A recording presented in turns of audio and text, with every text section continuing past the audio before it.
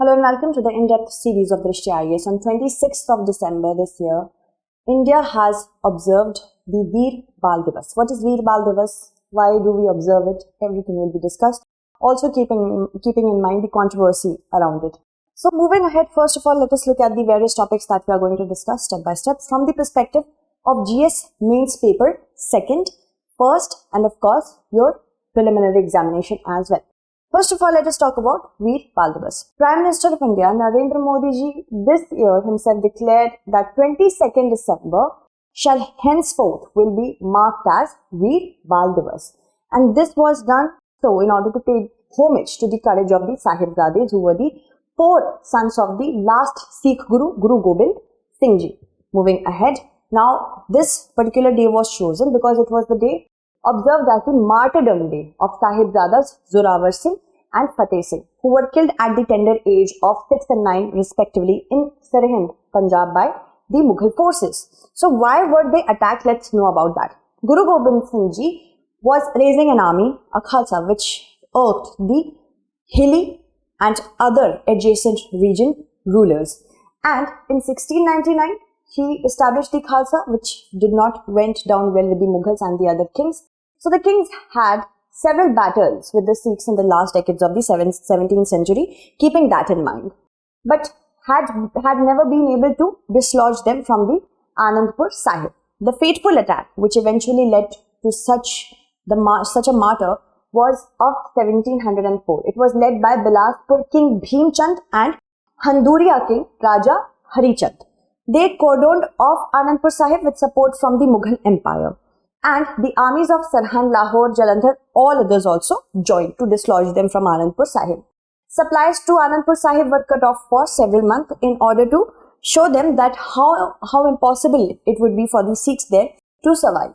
They finally reached an agreement with the Sikhs that they will get away from Anandpur Sahib and they will not be attacked. So what happens that Shiromani Gurudwara Prabandhak Committee has laid out these facts. They said that Guru Gobind Singh left Anandpur Sahib on December 20th, 1704. However, the opponents violated the oath or the word that they gave to them that they wouldn't be attacked. So they attacked the family of and other Sikh followers of Guru Gobind Singh. So it was all held where it's written over here. It was attacked. They were attacked near the river Sarsa. River Sarsa was back then flooded, and many Sikh soldiers were crossing it. And they got swept away because of the cold water and the flood. So, in the chaos, Guru Gobind Singh's family got separated in different directions. His wife Mata Sahib Kaur and companion Bhai Man Singh, they went towards Malwa. The Guru himself with his two eldest sons, Ajit Singh and Jujhar Singh, and 40 others moved towards Chamkaur Sahib.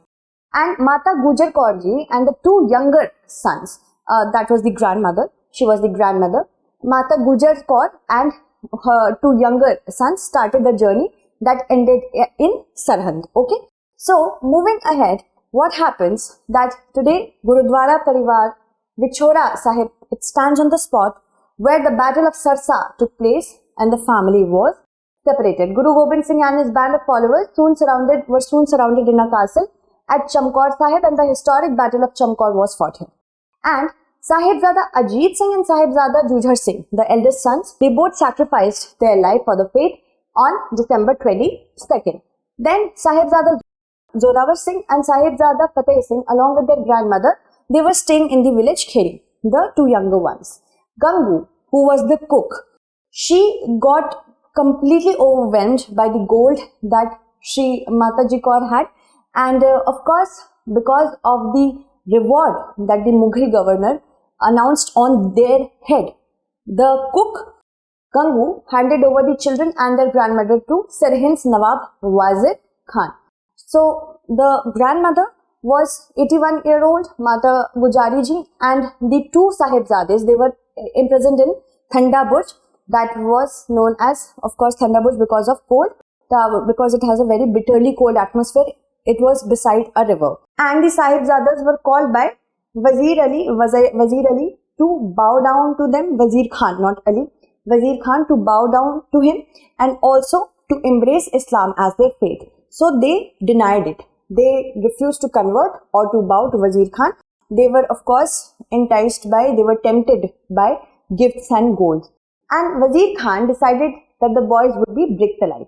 Although many people back then, many Muslim scholars and others said that it's not good, because Nawab Sher Khan said that it was against Islam to sentence 2 children to death. Although Wazir Khan prevailed. So even as the wall was being erected around them, the Sahibzadas stood unflinching. They were not scared at all. So 2 executioners were called to slit their throats, and they killed the younger one, Sahibzada Fateh Singh Ji, first. And the same day, Mata Gujari Ji, she died of shock. So it was a very brutal ending for them.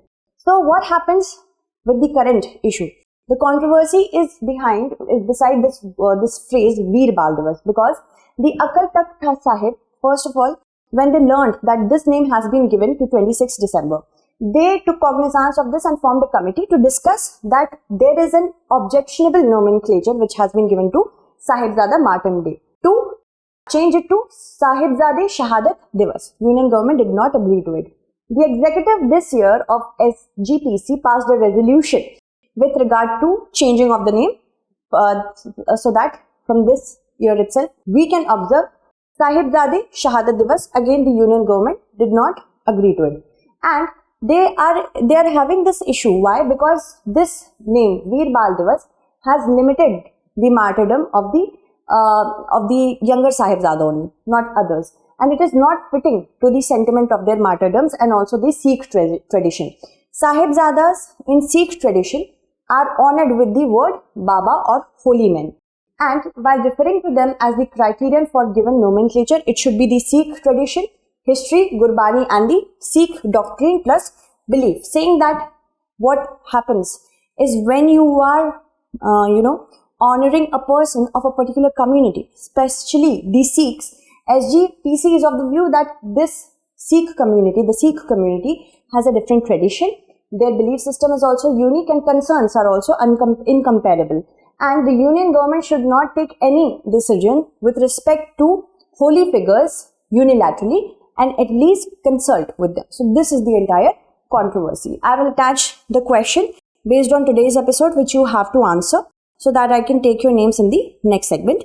Let me take the names of those who have answered my last question correctly. Okay. So correct answer was option B. Puneet has answered it correctly. Just Click, Gotsi, Edge of Knowledge, Arpit, Rain, Sagarika, Upasna, Sonal, Arshdeep, Anushka, Raghavendra, Mrinalini, Keshika, Daksha, Neha, Nilay, Devji, Vivek, Jaiprakash, Rupal, Atul, Roshan, Manish, Vanish, Nitya, Yoshita, M. Rashid, Sushma, IBR Knowledge, Srinivas, Vladimir, Baliram, Akhil, then Aditya, Shweta, Indu, and Vikas, Shifa, Tushita, Anuj, Faizan, then Nobudeep, Alan, Swati, Lohit, then Rahul, and Akshita. Thank you so much for answering the question.